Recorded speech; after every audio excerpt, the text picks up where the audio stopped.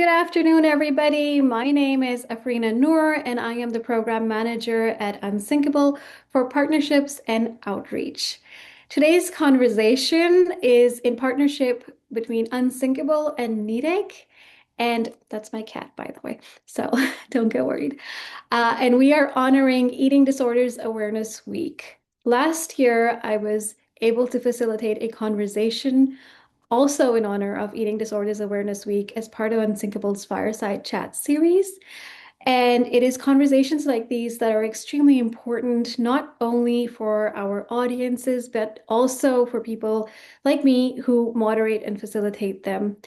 These are conversations that heal us. These are conversations that actually enable us to learn a lot more about the world, which is beyond us, and at times for things that we think may not impact us. While I was researching for Eating Disorders Awareness Week, I started to have the seed was sown in me that maybe I too had an eating disorder, but I wasn't sure. And once we had the discussion, it is something that I really came to a realization of and understood and started to take action for. So I hope that today's conversation is something that you will also find that might be pertinent to you or somebody that you know, and everybody on their own journeys. Um, Also, before I let we start today's conversation, I'd like to let you know that this is part of Unsinkable at Work, which is a greater banner of organizational partnerships between Unsinkable and other organizations. And if you feel like this is a conversation that you would also like to host, a similar conversation, not necessarily on the same topic, but on conversations that heal within your organizations, please feel free to contact us in the chat box or a link I'll be putting in and let us know. We'll be very happy to accommodate those conversations.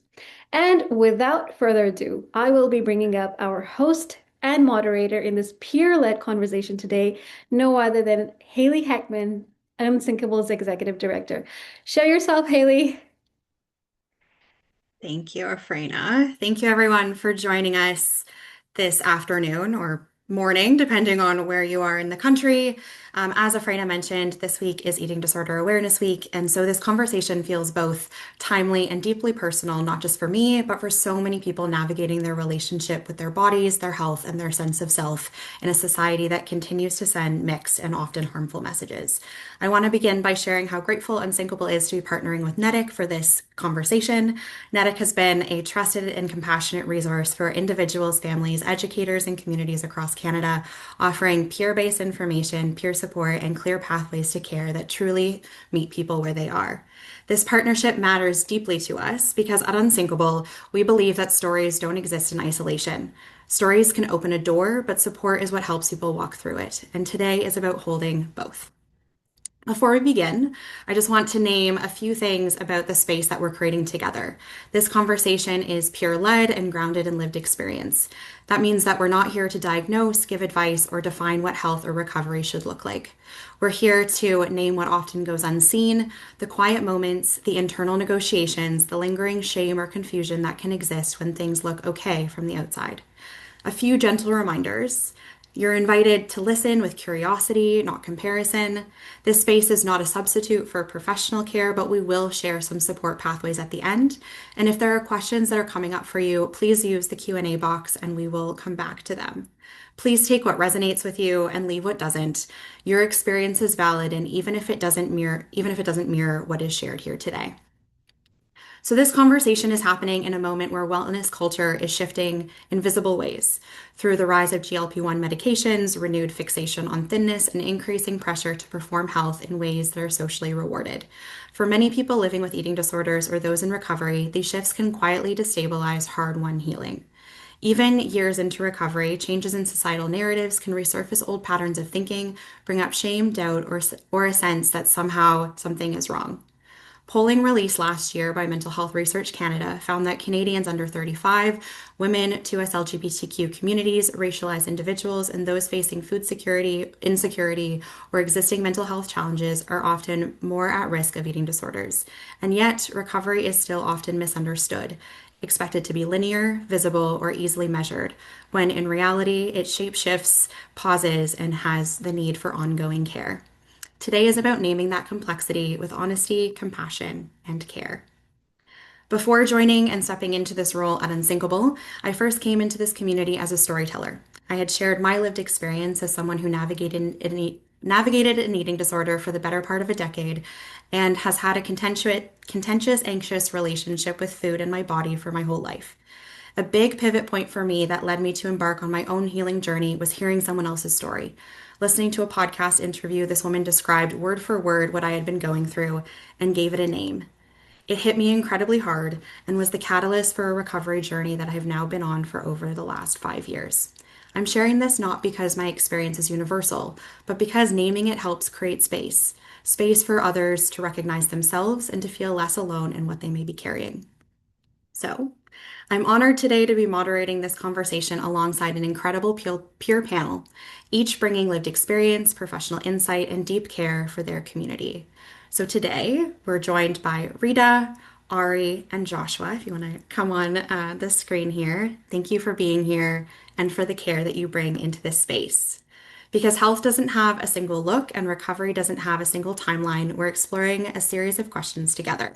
I invite our panelists to answer from their own lived experience and perspective, and I invite everyone listening to notice what resonates for you without pressure to compare or evaluate your own journeys.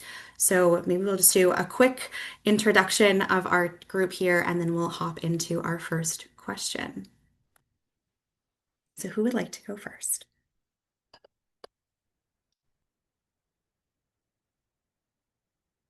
Don't all just jump in. I can jump in here right now. Hi, everyone. My name is Joshua Bell. I'm the chair of the Mood Disorder Society of Canada's National Youth Advisory Council, as well as a proud community champion with Unsinkable. And I'm very happy to be joining all of you here today to chat a little bit about my own lived experiences when it comes to my relationship with food, but also join in this lovely conversation today with everyone else here. Thanks, Joshua. Ari. Sure. Hi, everybody. My name is Ari. I use he, him pronouns. Um, I think it's really exciting that I get a chance to have this conversation with all of you because I'm usually in the role for NEDIC like a Freyna. I'm getting a chance to organize conversations like this or sometimes host conversations like this. But I don't think I've actually shared anything from my own like peer lived experience perspective. And hearing Haley and Afrena and the Unsinkable team get to talk about the power of storytelling and like role model what that looks like, I feel like has given me a little bit more courage to share a bit more about where I come from. Also to try to unpack some of the stigma of I'm someone who's also a provider. I'm a registered psychotherapist in the province of Ontario, and I feel like while probably most of us within the field know that many of us were inspired to do this kind of work because we have lived experience, I think also the disclosure discourse within credentialism can sometimes mean that people feel like they have to leave that at the door and not actually bring it into the work that we do. And I hope that me sharing something along those kinds of lines today will help others who might be here in similar kind of dual roles just show up as they are as full people. So thank you. Thanks, Ari. Rita. Hi everyone, my name is Rita. I use she, her pronouns, and I am a also part of NEDIC. I have been a NEDIC volunteer for the past year and a half, and I find the experience very, very rewarding. I also have a role in healthcare. I am a registered nurse. I work in the neonatal intensive care unit, and I'm sure I'll get a little bit into where this sort of discussion has a place in that sphere of things as well once we get into things. But I'm very grateful to be having this conversation today, given my own lived experience and the fact that everybody has here a lot of insight into their own lived experiences and their professional experience. So, really looking forward to having this discussion today. Thank you so much, Rita. Okay, so our first question for the group is when you think back to earlier in your journey, how has your understanding of health changed? And how has that shift affected the way that you connect health and self-worth? Anyone want to start us off?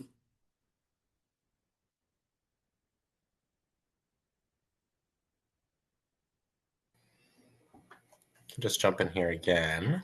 So starting and kind of looking back at it too, like especially being male and gay too, there's this added pressure that I felt too of, societal standards of, to be healthy is to be thin.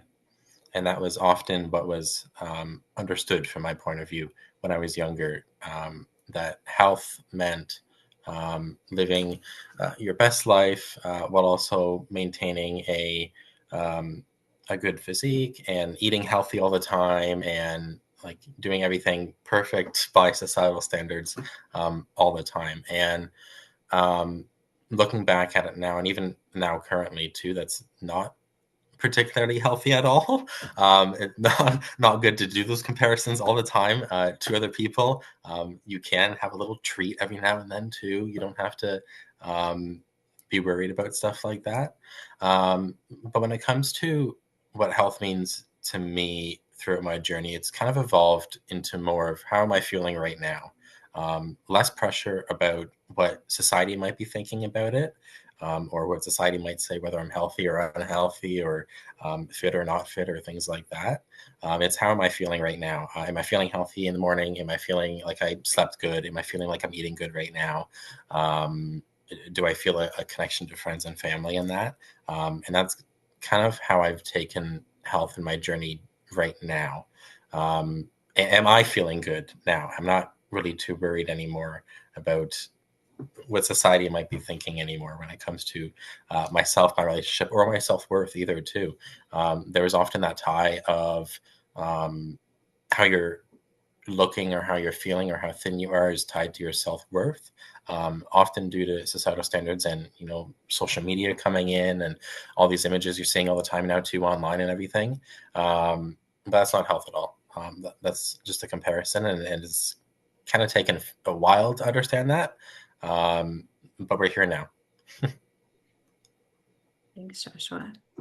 Yeah, I feel like I can jump in on like a similar lens to Joshua from a gender place. Like it's wild how much of like the way that we in society talk about gender can sometimes be like physical or like have to do with Yeah. body as opposed to like what's actually going on internally for any person, which unless some of you have magic glasses that I don't know about, we can't see usually what goes on inside somebody, right? Or like to read out and like I'm almost thinking about when you talk about the neonatal nursing stuff that you do. Like the first question we ask mothers about babies are like, how much did your baby weigh? Instead of all these other things that we could ask someone about a baby, you know? Like, I think what has like been so wild to unpack is just like every single person has thoughts and feelings and opinions about bodies and about eating. And so like I think it can just be really overwhelming to try to like unpack what what does that actually mean? And of course, then it's going to impact the way that we think about health because I think it's like natural for any person to then be, if we all have to have a relationship with food, what's the like right way to do that? Or what's the right way to have a relationship with bodies? Even though I think like Joshua's on point in that like the correct answer probably is just like we each have to figure that out as we go through our lives and we live our lives. And sure, there are maybe some like population health recommendations that we can start to unpack together today to like see like what does that actually mean, but it's always I'm always going to be careful about ever applying an individual to a population because we just like don't know where any individual is. And so I think for me, my internal conversation about health has really shifted into being something around the same as how I like navigate like racism. Like I think it's like an internal motor that I feel like always has to be on and functioning because it's like natural that there's going to be lots of opportunities that society, just being a person, will present to us. That like we just maybe have to always be actively making sure that we're critically analyzing what's going on to make sure that I'm not shrinking myself as a consequence of that. Thank you, Ari. Yeah, I was gonna add, Ari, that I totally agree with what you're saying about how everybody sort of has to figure out what health means for themselves. That is, I think, kind of what my journey was through my own lived experience. I sort of remember very well like the day um it was like right before COVID where I was just looking at myself, like looking at myself in the mirror, and I was thinking to myself, like, oh wow, like I could lose a few pounds. Like that is, I genuinely like remember that exact thought, like having it, looking at myself and thinking that. And I think that thought sort of turned into this idea that, oh, like I am trying to get healthy. Like when I was, I guess when I was sort of just starting my journey through my eating disorder, I was just sort of focusing on the fact that, oh, I'm trying to be healthy. Like, I'm just trying to lose weight. I'm trying to be active. I'm trying to eat healthy. And I think, I don't want to generalize, of course, but I think that that is something that sometimes happens to people. Like, it starts out with good intentions, like, genuinely. And as I went on, I was starting to notice that I was having thoughts about not being able to maybe partake in some social events with food. Like I remember on my 17th birthday, I didn't want to eat cake. Like it got to that point. I had a hard time like getting out of bed because I was just so tired all the time. And people around me were starting to get worried. It was like, how are you doing? Like my parents were asking me at the time, like if I was doing okay. And there were mental and physical consequences to what I was going through. And that led me to that thought about why I was doing what I was doing. And that led me to, of course, the internet, the place where most of us end up going when we have some sort of problem that we don't know why it's happening. And I spent a lot of time on the internet reading different stories, kind of like Haley, listening to podcasts and watching different videos. And the thing that I came to realize was that when I said I was trying to be healthy, I was trying to be healthy for, I guess, someone else. And the someone else is not a person, it's just society, the standards that are given to us by society. And it wasn't something that was bringing me happiness. It wasn't something that was making me capable to do what I want. It wasn't any of those things. And I think that that led me to the realization that, oh, like I actually need to think about what health means to me. And you know what? I think it may sound like that's easier, like, oh, I can just decide what I want to do. But I feel like in some ways it's easier when health is just written out for you as being thin. It's like a goal to strive for. It's something we could, put down on paper, whatever else. But that journey of going through and learning about what health means to me and doing all this reflection, it was a lot of hard work, but it led me to a place where I sort of came to realize that health to me just meant being able to do what I want to be doing. And that's what I try to live by today. Of course, it's hard because, as was mentioned before by all the panelists, like these are messages we get from society so often about what health has to mean. But at the end of the day, I just try to think that health is what it means to you. Like it's a journey that a person has to figure out on their own and go through on their own. And this was mine. But yeah, it's so tough to navigate for sure. So I definitely agree with what all the panelists were saying about that. Mhm. Thank you, Rita. And just kind of from my perspective as well, I really related, especially to some of the pieces that you were saying around where you started. And it started as this intention to do good things for your health. And for me, the initial kind of instigator for a lot of the things that I went through started there, where I was in a much larger body. There was a lot of reinforcement and a lot of messaging, as everyone has shared, around thinness. And so I started off being like, oh, I want to take care of myself. I haven't done, I haven't been moving my body. I haven't been eating healthily. And so that's where it started, with all these really well-intentioned actions that would hopefully lead me to feel better in my body in a variety of ways. It wasn't until, I started to get a lot of validation for that change when, I got to a certain point in my journey and started to hear these messages asking for, what I did and what my advice was. And then I started to feel fear. And I started to feel this fear of, oh, now at this point where my body is in this place, I need to keep going, number one, and down this path of getting progressively smaller. And also, I can't go back because I've never experienced this amount of recognition and encouragement for the way that my body is and the steps that I've been taking towards it. And so for me, discipline was something I really had to reinvent my understanding and relationship with. My idea of health was, oh, people who are healthy are very disciplined and they don't do these things and they don't eat these things and they strive to have this very rigid schedule. And that's what it means to be healthy and invest in your health. And as I've, gone through my recovery, I've realized, oh, actually, those moments where I've had the most discipline, like you were saying, Rita, where I had many social experiences that I missed out on or didn't have as much fun on because I was worried what was on the menu at a restaurant, or I didn't want to go to a certain place because I didn't feel I would be able to have control over food. As I've reinvented my understanding of health, it's been recognizing that how we take care of our body should feel good.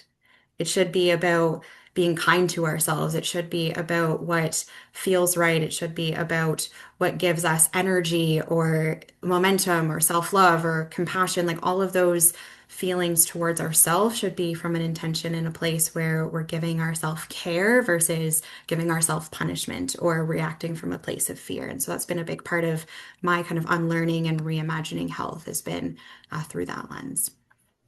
I feel like the like narrative of discipline also like mirrors the like narrative of like habits, which I feel Hmm. like is like, Eating Disorders Awareness Week is like the first week of February, which is like one of the coldest weeks of the year and generally a shitty time to do lots of things. But if I'm looking for like a positive of it, it like gives us a chance to also start to unpack a lot of the ways that like New Year's resolutions and like stuff at the start of the new year, that like discipline and habits, good habits are like two of the things that I feel like people talk about a lot as the year transitions. And I like how, Haley, you've talked about how like there are plenty of other ways that we can also think about having a relationship with eating or even like exercise or movement that like don't have to involve discipline or habits as like a core narrative. Like could be about we'd like to play on a sports team because it's fun to play with our friends, or I really like to do yoga because it's grounding, or I really like to boulder because I like allows me to like practice a skill. Like I'd say for me, movement when I moved the most and felt like my body was like actually feeling like energized by movement was when it came like naturally and it didn't feel like I had to force myself to do it, but it was just like a way that I like hung out outside with people or like was doing it as a part of an activity. Or I can think about a lot of like folks who are working in a job where they're probably already moving a lot, like kitchen workers or retail workers or whatever, where like you're on your feet and you're moving, like that counts. But if you then have like the narrative of punishment or discipline, imagine like being on your feet for 8 hours a day and then also feeling like you now have to do a 60-minute exercise routine or whatever. Like it's a lot for a body to go through. And I'm going to just jump in here too, because I would have to agree with that, and I have to agree with what Haley said before too, and the other panelists as well. That it often for me to even did just start from this place of we're going to do stuff to feel healthy again, to get in shape again, and to feel good. But those one-off moments when you were out doing things with friends and being active in that, it was this relieving feeling of not this burden of, hey, you have to do like an hour worth of exercise today and that. You're already doing that. You're out with friends and that. And for me, though, that kind of turned into chasing that feeling all the time of, okay, how do we stay active, stay moving in that while still going out with friends and that? But how do we bring that feeling inside into that hour workout routine or hour of forcing myself to be active in addition to everything else? And that's where the spiral kind of really started for me there, is trying to chase that feeling that we were getting when we were out doing things with friends and that, and being active there and trying to bring it back into the home, into my healthy living and things like that. But I'll defer to the rest of the panelists as well. Thank you for that, Joshua, and thank you for the insights. I think that's such a one of the best questions you can ask yourself is, why am I doing this? Like, what is the underlying motivation? Am I doing this because I think I'm supposed to, or am I doing something because I genuinely want to?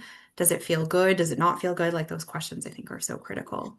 Kind of going off of what everyone was saying, our second question is a little bit more about the social messaging. Have there been any moments when societal messages or things that you were taught about bodies and health made you question your recovery even when you were actually doing okay? was our question for today. We know there's a lot I had mentioned at the beginning around this kind of re-emerging social messaging around thinness and GLP-1 medication and all of these elements. How has that impacted your own questions and feelings around your recovery? Yeah, I'd say for me, I think I didn't know that I experienced disordered eating until I like started working in the fields because the like experience that I have, I didn't really ever hear it talked about socially in the way that like I think the way that I experienced disordered eating is as a younger person, I like experienced a lot of food security challenges, and I didn't really realize that like what that means for your body biologically is that if you don't always have consistent access to food, my body like naturally I think learned to respond to hunger cues differently, which meant like I didn't always maybe get hungry or like I the way that my body experienced hunger might have been different.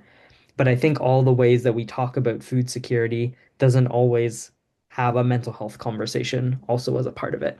And so it feels like it wasn't until I like learned that those two things, like, of course, that's gonna make my like experiences around food maybe more stressful or whatever, feels common sense now. But I think like growing up, because I didn't hear that societal message, I think there are people who like are all around our country or all around the world who like might not actually realize that what they're going through might be disordered eating or like might be that their relationship with food or their body could be changed. Um, and I feel like for me, the thing that questions my recovery sometimes is to like realize how like active it means I have to be on it because it's like natural, I think, for my body even now to like fall into the pattern of like under eating or restriction in response to stress. It's like what I'm used to. So like that's just something that can easily like come up as a result. And I've heard so many stories of people and want to say that I'm with you to these people of like how exhausting it can be to like have to continue to like work at it and like be on it at all times. I don't I don't know if there's any like wisdom or whatever I have to say to like have that be less exhausting. I think it's just to say that I can feel the exhaustion sometimes with you and like all I can do is like think about there are like certain periods of my life where I know that I might be busier than others or might be more stressed than others. And it just, I think over time, I've maybe had to learn through my journey that it's okay to like selectively ask for some more support at certain periods of my life and less at others. And like that's okay. And it doesn't mean that I'm like slipping back anywhere. It just means I'm like more equipped to know that like during February or during October or whatever, which to me are like 2 months that I feel like this happens more, that I just need some more support and like to know that that's okay to do and not automatically a bad thing or a flag or a whatever. Um, that's how I feel like this shows up for me. Thank you, Ari.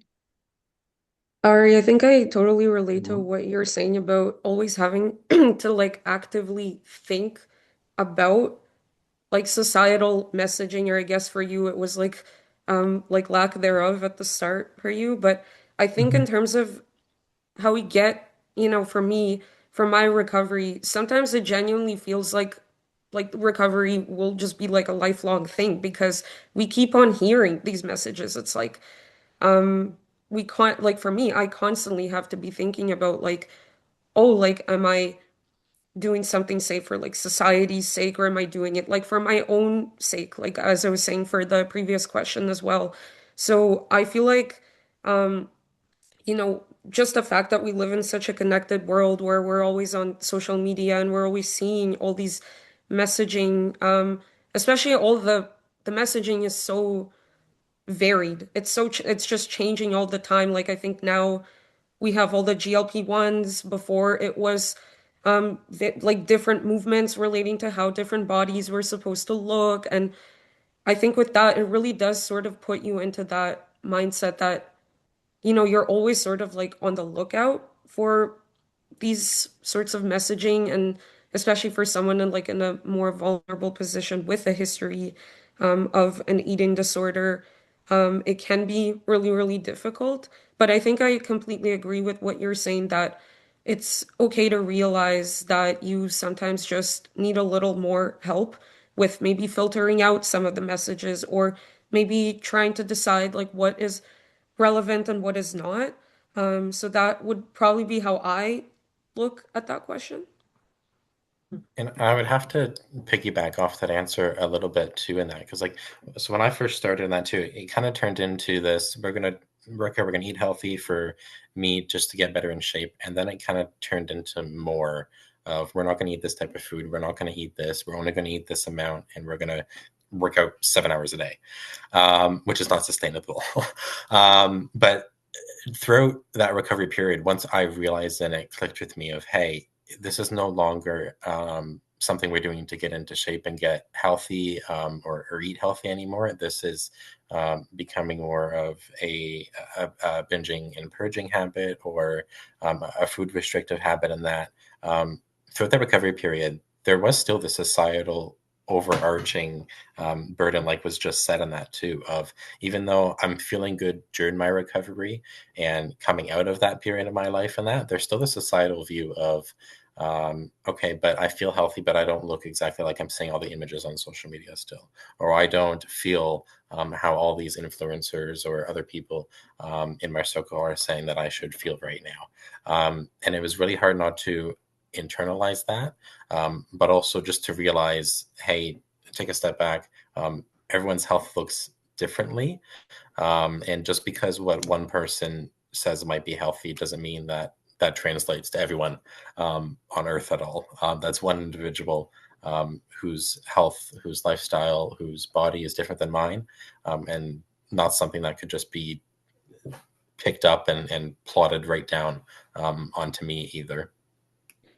Yeah, I feel like I think something that I'm especially worried about these last 2 years, like 2024 and 2025, is like seeing how like friends or like people in my life have also like turned to sometimes like AI to like get in from like what is proper Yes. information about what is healthy or what is not. And it's like I feel like when we use a tool like that, it's doing the opposite of what Joshua just suggested, you know? Like what Joshua's suggesting is like we each have to kind of unpack how our relationship with health will be. And but like the chat GPT overlord or whatever is like centralizing information. It's saying that like based on averages or whatever, and based on what the large language model is pulling from like people's comments on the internet and whatever, this is the average. But I think that makes it hard with the generalization to ever find the individual or like to find the uniqueness of it. And I think as the way that people get information change, not that I'm saying that like the full messiness of the internet pre-AI, like there was all like messiness there too, but I think there's a worry with the power that like centralization in a few key tools might mean to like which societal messages get proliferated and which doesn't. And I think we're already, I think, starting to see that like in the way that biases that the humans who created AI had already when these things were programmed, those are like the body ideals or the food ideals will exist that way. Like, for instance, as a racialized person, like I'll often hear the health message about a Mediterranean diet being something that's helpful. Like that's a standard, what's a healthy diet exercise when you put that into Google. When that's now recommended across the board, whatever, like my family was unfortunately, I guess, not from the Mediterranean, like we're gonna eat some different food, like, and that's okay, and we can figure that out. But I think the more that these recommendations become codified in literal code, I think there's a worry about like how will people learn to even critically think about the information that they're getting if we're becoming too dependent on the way that societal messages are being delivered to us and how that changes. And I think even before AI, like obviously this can become a bigger issue in that too, but when people, even before AI or anything like that, even outside this conversation, think about someone who might have an eating disorder or someone that might be disordered eating right now or something like that. What's the first thing that comes to mind? For a lot of people, it is that small white girl who lives in like their middle class family and that they're happy in that, but that's the first image that often comes to mind for a lot of people. It's not the gay male who's 22 at all. It's not the young boy at all who's going to football practice or things like that at all. It's this one image that society mostly focuses on when it comes to eating disorders and that, but it's not. It affects everyone, some more than others in that, but it's how do we get away from that image, especially for people who might be recovering from an eating disorder, disordered eating, and not fit that branded standard of this is the only person that can fit the disordered eating caption or description, pardon me. Thank you for that, Joshua. And just kind of adding on to this conversation, as you were talking about all of you were talking about societal messaging and the imagery that comes to us when we think about either health or what someone navigating an eating disorder may look like. I know for me, the last year or so has been really challenging in terms of my own questions around recovering because there's so much around weight loss and GLP-1s and thinness that has started to come into our, on social media and all of these different spaces, even not on social media, like advertisements everywhere, in all of these different locations. And I think back to myself when I started my own recovery. I wanted to go through recovery, I wanted to heal, but I was still very scared of gaining weight. And I did. Like, I gained weight throughout my recovery because I was eating and I hadn't been for a long time. And so now that these messages are starting to reemerge around, oh, losing weight, that's not a difficult thing. That's how it's been painted over the last year with the encouragement of use of some of these medications is, well, you have no reason to be in this body because you have access to this, and this. Now, that doesn't take away, the cost and all of the other factors, access to healthcare professionals, whether or not someone should be using it, pre-existing conditions, all that aside. The message is this is where our bodies should be at this point with these tools. And I found that really difficult to wrap my mind around, especially as someone who kind of went through this experience where I was the before and I was the after, where I was in a much larger body. I lost a lot of weight, and where I landed in my, at the height of my struggle was where people wanted me to be. And that I think is very confronting, where I wasn't, to Joshua's point, this really, really thin person. I was in a body that people were saying, oh, this is the kind of body you should be in.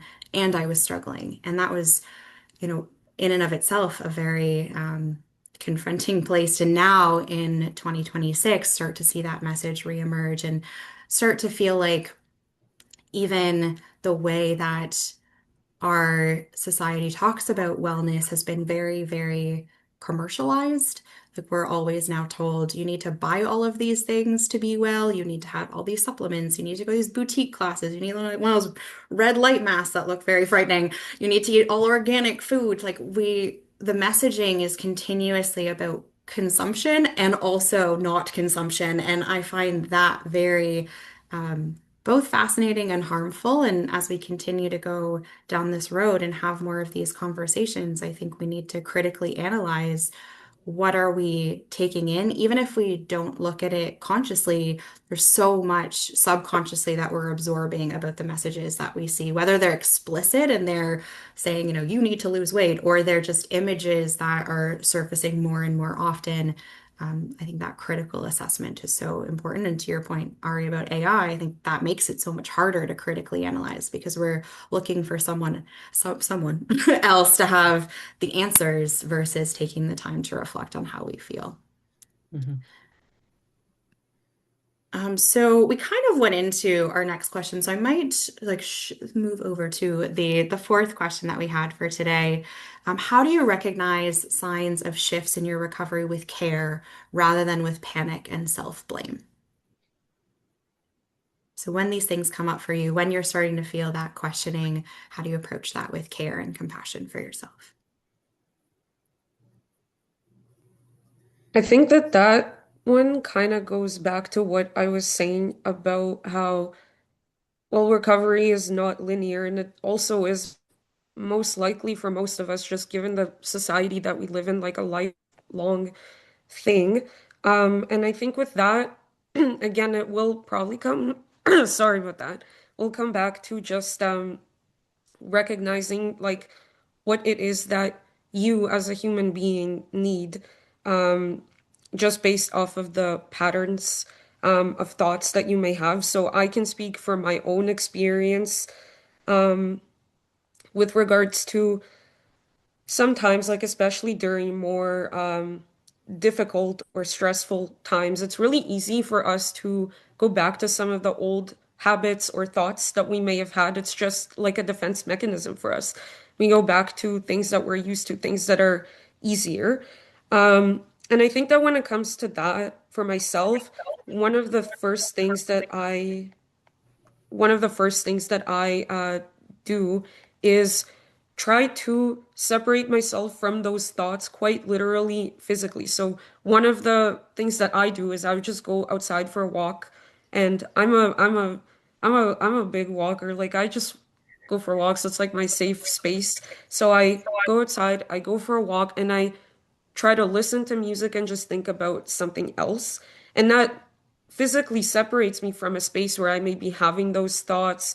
It helps me think about something else, and it helps me come back to some of the thoughts that I may have had that maybe remind me more of my disordered thoughts with a fresher mind. And I think that that's just something that really helps me sort of come back to it with a different perspective. Maybe think about the causes. Maybe I was just being stressed, or maybe life was getting really difficult at that moment. And that's why I reverted to some of that more negative thinking or being harsher on myself. And I think that that's what I do for me. But I do really think that as a person goes through their recovery, they will have an easier time maybe recognizing some of those thoughts and have some methods that they are able to navigate through them. But it is important, I think, to emphasize with this that it can be really easy. Like the line between self-blame and self-care can actually be very, very blurry. It's just easy to conflate the two. So I think part of that is also realizing that for a lot of us who do go through this eating disorder experience, a lot of us are also just perfectionists, and we will be looking for ways to recover perfectly, but that is not possible. And I think just that realization really is the first step to being able to look at moments when you do fall back into old habits in a way of caring, like how to navigate that in a way that you care for yourself rather than in a way where you panic and start self-blaming. Thanks, Rita. Anyone else have ways that they're supporting their recovery? I think that she nailed it pretty much on the head, especially with the walk things. I know I'm a big fan of trails and hikes and things like that. In Hamilton, we have so many waterfalls and so many waterfall trails and things like that. So when I am not at work or things like that, normally you can find me out on a trail somewhere, just walking, thinking, listening to music and that to kind of help with that recovery, but also just yes, to have that space in between me and some of those challenges and things like that. But it's also calming. It's a mechanism of self-care. It's a way to step back and reevaluate where I am right now, what I might be feeling, and what can we do to kind of shift the narrative on how I'm feeling if it's not too good at all. But I think that the answer that was just given was exactly what I was thinking. Joshua, yeah, for me, one of the things that come up when I feel those old thoughts emerging, usually it has something to do with stress and a lack of Yes. control. Like I know that for myself that when I'm feeling overwhelmed or I feel like everything around me feels out of my control, my old coping strategy when I was in my eating disorder was to control what I was eating, how I was moving. Like it was about control. And so for me, I approach recognizing those shifts in thinking with care by trying to identify other things in my life that I can control or things that can bring me that sense of um, yeah, of satisfaction or of alignment or grounding. So I think to, what in this moment can I control? Can I control my breath? Can I go for a walk? Can I take a moment to gather my thoughts? And even just the recognition that, your thoughts are just thoughts. Like that has been very game changing for me. Like that your thoughts are not facts. They're not real. You can change them at any point. They feel very real in the moment, and it takes a lot of self-regulation and navigating your own self-awareness to recognize that they're just thoughts. But as soon as I started to go down that path and recognize, oh, I'm having this thought, and I can choose to have a different one. I can choose to think the next best one. That has been really helpful for me throughout my recovery because those thoughts come back. Like I think when we were talking at the beginning about recovery not being something that's linear, and I think you mentioned, Rita, it can be something that you navigate throughout your life. Like the thoughts that led you down that path, that doesn't mean that they are forever outside of your purview just because you've started to go through or maybe years and years into your recovery. Those can be part of your mental dialogue. And so how can you, rather than saying, oh, I wish I was further along, or I wish I didn't have these thoughts, or why is this coming up? I thought I'd healed this. It's thinking, okay, in this moment when it does come up, because it might, how can I develop some strategies for myself to, you know, move the thought in a different direction or come back to some of the things that I have control over in this moment. So that's where I'm landing on that.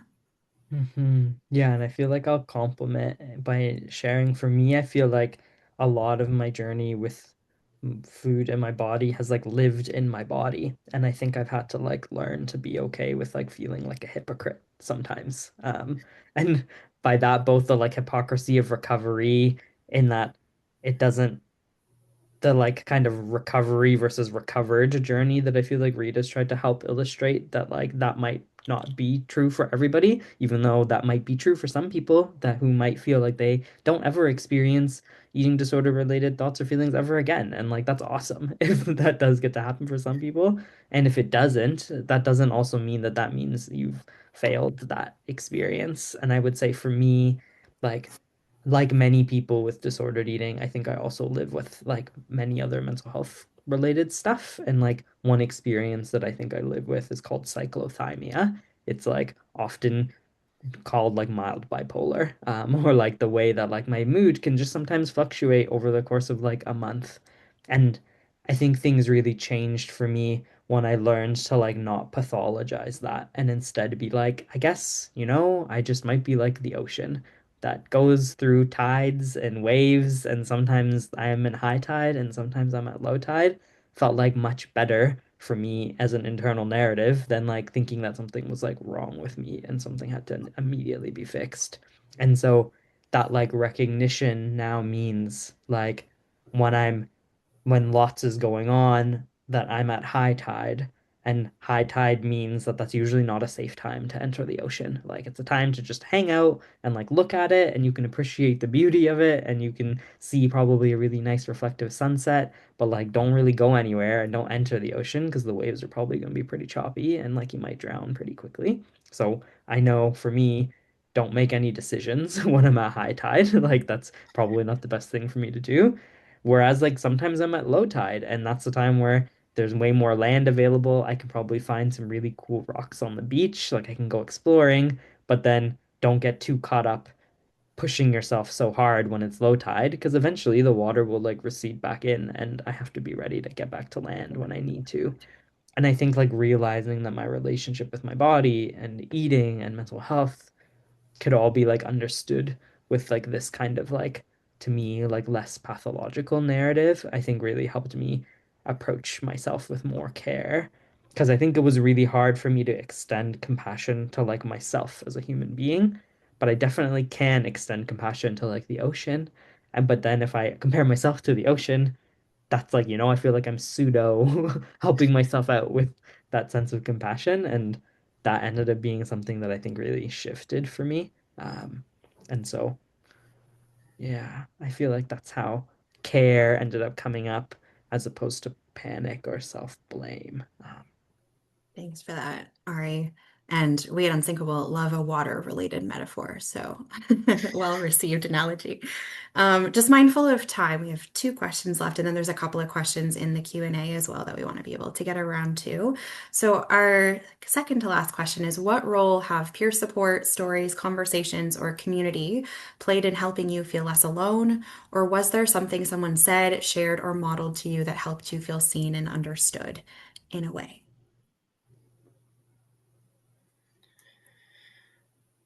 I'm just going to jump in here with this one right at the start. As I was kind of mentioned at the start, I am a champion with Unsinkable, and that Unsinkable is a fabulous organization that allows people not only to share their stories and lived experiences and that too, but to do it in a way that they're comfortable with.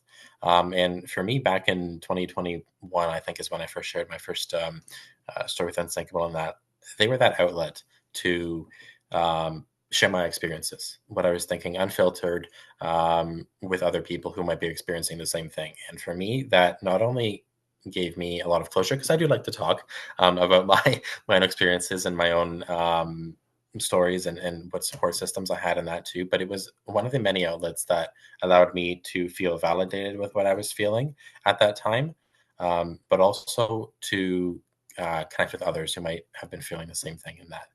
Family supports, professional supports, and community groups, and that are wonderful.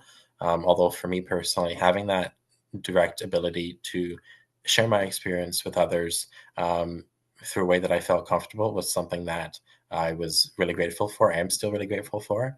And it was a way that made me feel understood by other people, especially by other people that might have been experiencing the same thing, or challenging societal standards of what being healthy is, what eating healthy is, living healthy is too. Family supports and that too are also another thing. Having those conversations with people, having those uh, group activities that you would do and things like that too were also wonderful. But having that outlet was really something that made me feel understood, maybe to feel less alone in my journey, in my recovery, and what I was feeling. And I'm very happy for that. Thanks, Joshua.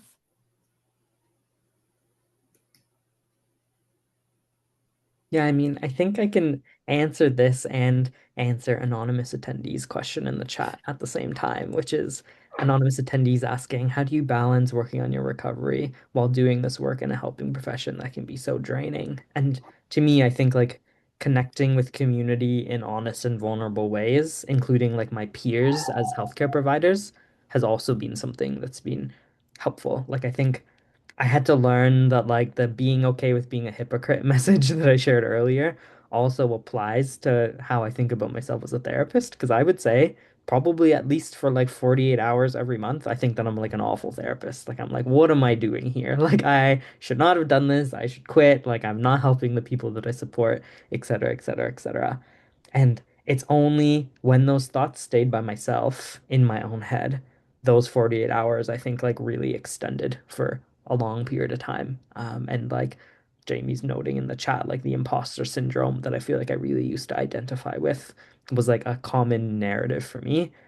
But I think when I've like learned to actually say this out loud, like I'm saying it to you here, and like talk to my peers and colleagues in peer supervision or like at my workplace or whatever it might be, I've had them reflect back to me the perspective that I feel like can only come from community of actually, Ari, you probably just like care a lot about the people that you support and like you have high standards for yourself. And like sometimes that might mean that like if I'm feeling disappointed in myself, there's probably something else that's going on. But that is a sign of care that I am actually like probably being a good healthcare provider because I care about the people that I support. But I don't think I ever would have gotten there if I didn't feel like I understood that other people in my life and other people who I now trust who are part of like my mentorship group or consultation group or things like that can reflect that for me during those 48 hours a month when I feel really shit. And I think that's an ongoing thing I've had to learn to be okay with that inherent hypocrisy that it's not actually hypocritical. And that I think community and peer support was like the thing that I think opened that door for me.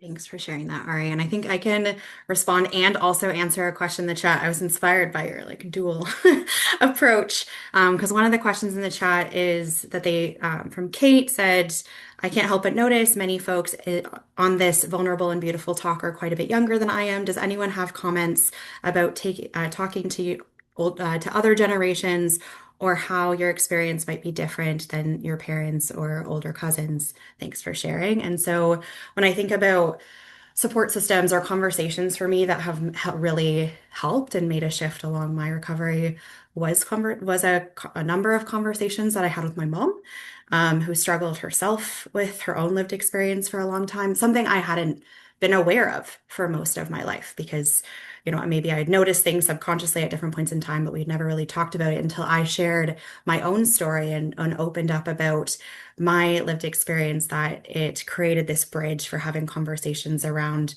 her experiences, what that looked like, what she's learned along the way, her own recovery, all of those questions that we wouldn't have really had the opportunity to build relationship around if I hadn't been open about sharing my own my own journey. And so that would be my advice when it comes to talking to others is go first. Like there's something about modeling that vulnerability that encourages other people to do the same. And sometimes we don't feel safe to instigate a conversation, or we might notice that someone is struggling with something and not really know how to approach it. And so being able to share some of the thoughts, feelings that you're having can be that um, yeah, that light for someone else who may want to have a discussion but doesn't really know where to start. And so I think too, the conversations that we had, and we actually ended up doing an interview together and publishing it around kind of the difference between our lived experience and what did that look like from different generational perspectives. And it was, yeah, really invaluable. And it was a way that we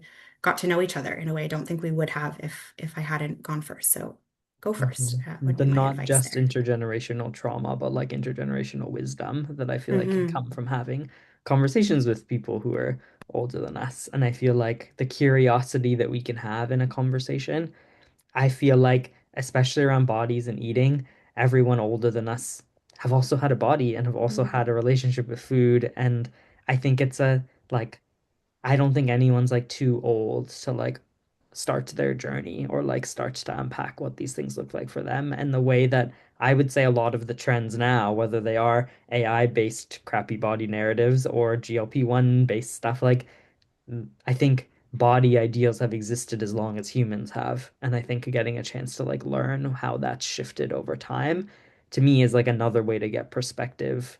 And like while that can be overwhelming, that like, wow, like we really struggled with this throughout human existence, I think can also be really like inspiring to learn lessons from people who have also had to navigate similar stuff and like make connections that we're not getting overwhelmed, I think, by new things. I think there's maybe new methods or like new tools, but I think the narratives are actually like quite old. And to me, I think like learning how to spot those narratives is like, and learning to spot that across time, I think can sometimes be something that can be like a really cool recovery tool in that kind of way. Because I think there's only the way that like societal messages can question our self-worth, I feel like are actually quite limited in how like simple and unimaginative a lot of the like body ideals can be. And embracing I think the like diversity of our human experiences can be a really cool counteract to that. Thank you for that, Ari. Just mindful of time. We have one last question. We'll do, if you could just share like one sentence around one thing that you hope people take from this conversation, and then I'll hand it over to you, Ari, to talk a little bit about NEDIC. So do you want to maybe, Rita, do you want to start with what you hope people take away? Sure. One thing that I hope people take away is truly the fact that learning about what health is such a personal journey. I really hope that everyone can spend the time to really learn what it means for you rather than relying on a general societal message, because I really think it did make a big difference for me in my journey and just in my understanding of the world. I would have to agree with that. Health and wellness looks different for everyone, especially when it comes to disordered eating and eating disorders. You can't really take a one size fit approach to everything at all. But also conversations like this and anxieties. Start the conversation with a family member. Start the conversation with a friend, a colleague, someone you care about. It doesn't have to be blunt. It doesn't have to be as direct as maybe the conversation we've had here today, but start that conversation. Things only move forward in our society when we're talking with each other, and mental health and wellness is one of those things that we need to continue to be pushing forward within our society for better. Thanks for that, Joshua. I'll just go last and then I'll hand it over to you, Ari. I think for me, the biggest takeaway would be recognizing that it's okay if the external environment and the shifts in messaging is impacting you, and just notice it. Like, we're not immune, even if we have great self-care practices, even if we're really far on our journey, even if we feel like we know better, like, it's okay that it is having an effect, and just recognizing that it's noise, and that try to find ways of turning it off where you can, whether it's getting off of social a certain point of time, making space to have real conversations in life with people, whether it's thinking, like Ari said, looking at what resources you're accessing and where they come from, and doing a little bit more deep diving into your understanding of health and well-being. But that it's okay if you're feeling like it's hard out there at the moment. I think it is. And the best we can all do is recognize that for ourselves and seek support where we need it. And for me, and as we transition out, I think I've like learned that anyone who's trying to define health as a binary construct or trying to like frame it as an individual responsibility, like those are clues to be like, that's worth questioning that message. Because I think um, even when you think about individual responsibility, it's like often functioned as an ideology historically as a substitute for collective political commitment. And like even in the way that like self-care discourse first started in like the 1970s, that was like post the civil rights discourse of the 1960s as like a means to try to, I think, distract the population about how do we think about health and what's the responsibility of the individual and what's the responsibility of the state. And I think for each of us to know that the inherent hypocrisy that we might see societally doesn't have to be the hypocrisy that I think we internalize by ourselves. And I think the community response of getting a chance to get to hear stories from individual people and learn the ways that we're similar and learn the ways that we're different and hold both of those things, I think can be really powerful as we each learn a bit about what each of these journeys mean to us. Because I know for me, that's like probably the only thing as of recently that has like really helped my own unpacking consistently of these kinds of messages that are quite hard. And I feel like if you attending this want to continue the conversation in any which way, this has been part of Eating Disorders Awareness Week, which I've put a link into the chat for. It's February 1st to 7th every year, and NEDIC gets to co-organize that with community-based eating disorder agencies across the country, from coast to coast to coast. Our theme this year is Health Doesn't Have a Look. So both, I think you've heard all of us get to talk about a bit about what that means for us today. And there are tools on the website for you to potentially share some learnings on social media, posters you can put up, some event planning resources to think about how you host or attend events that are centered around food or bodies. And if you want to continue the conversation with another human at any time, NEDIC gets to operate Canada's national helpline for people navigating eating disorders or disordered eating. You don't need any kind of diagnosis to reach out. You just need an internet connection or a phone line and be based in Canada. And you can be of any age and reach out and talk to one of our support workers one-on-one. Happy to continue this kind of conversation in that way, whether it's a start or whether it's a continuation of something you've been thinking about for yourself. But thanks so much for your time. Thank you, everyone, for joining us. Thank you, Ari, Joshua, Rita, for this wonderful conversation. And I hope that all of you leave this discussion being a little kinder to yourself as you continue your day forward. So thank you all. And thanks to the team at NEDIC for partnering with Unsinkable on this event. Wishing you all a wonderful day. Thank you.